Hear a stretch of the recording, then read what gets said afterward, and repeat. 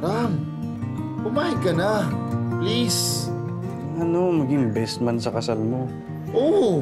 Kasi ikaw nga ang best friend ko, di ba? Diyan ko na nga sa Pinas gagawin yung kasal ko para wala ka ng excuse eh.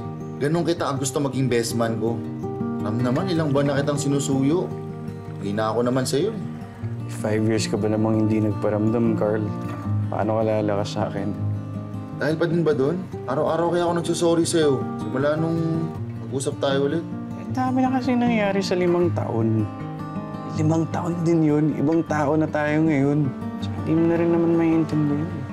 Eh di pag-usapan natin ngayon. Para maintindihan ko. Paano?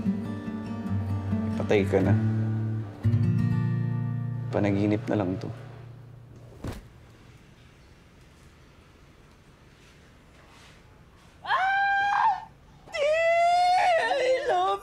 I love you na siya! Oh my God! Ba't aga-aga? Ba't kailangan may pagtili? Ay nako anak, ito kasing si Badet, yung ka-MU niya, ha? Yung ka-MU niya! Nag-I love you na sa kanya. Oh! Ate, stop! Nakakahiya kay Kaz. Hindi, congrats. Taken ka na, at least. Di ba, Kaz? Sana ikaw din. Ay nako anak. Ano kasi, si Bianca, nag-message siya ulit sa akin. Tinatanong niya yung tungkol sa request niya na ano...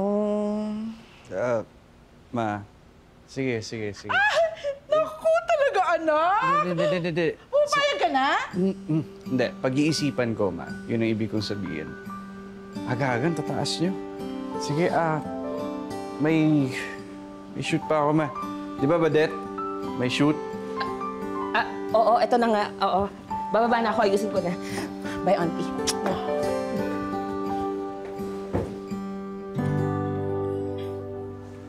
Aga-agang sungit-sungit.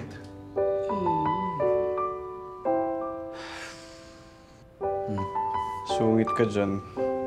O sige, hindi masungit. Sinusumpong lang. Sumpong, sabi mo. Oh, tingnan mo. Ang sungit. Ano bang ginagawa mo dito? Ano pa ba kailangan mo? Di ba tapos na yung 40 days mo, tsaka 1 year ka nang patay. So ba't di ka pa umaakyat? Eh, paano nga ako makakakit? Di nga ako makaalis. Kasi? Kasi hindi ka pumapayag. Sa wish ko. Ulit-ulit naman to. Carl, ayoko nga eh. Ram. Huwag ka na makulit. Ayaw mo, ha? Ano ba? Ay, anong ginagawa mo? Aray! Hoy, ang bigat mo! Bumaba ka nga! Bahala ka. Hindi ako alis dito hindi ka pumapayag. Ano yun? Ano sa tingin mo? Pamagaan ka? O bakit? Ito naman, parang hindi mo namimiss yung... Yung ano? Anak! Anak, okay ka lang? Okay lang ako, ma. Medyo nangalay lang yung lupit ko kaya. Pero wala to. Bakit? Subukan mo kayang tumayo ng maayos. Baka kailangan lang unatin. Hindi. Okay lang ako, ma. Babalikan to sa dati.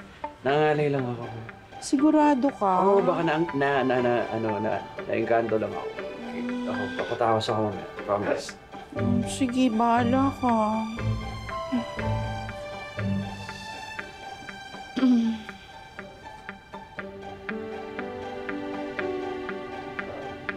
May gusto kang sabihin? Pumuesto ka eh.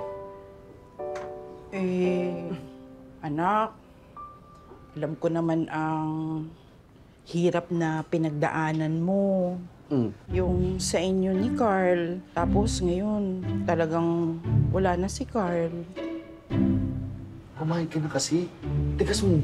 Pero alam mo, naisip ko lang na baka pwedeng mahaplos yung puso mo na pumayag sa wish ng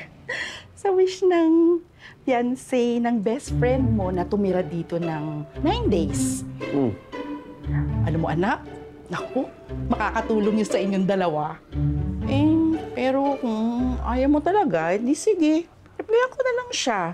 Tapos, sabi ko, Bianca, kung may binabala ka o may pinaplano kang ritual na gawin sa bahay namin sa loob ng 9 na araw para sa wish mo, ay nako, wag mo nang ituloy.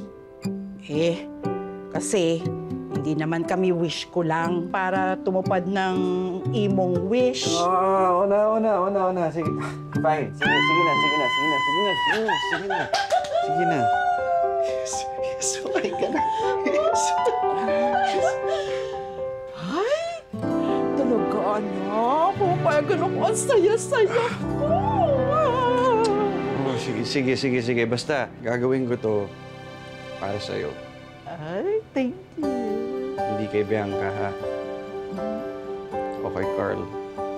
Ay, naku, anak. Halika nga dito. Halika dito ka. Tabi ka ng nanay. Oh, tabi ka dito. Halika. Ay. Ang saya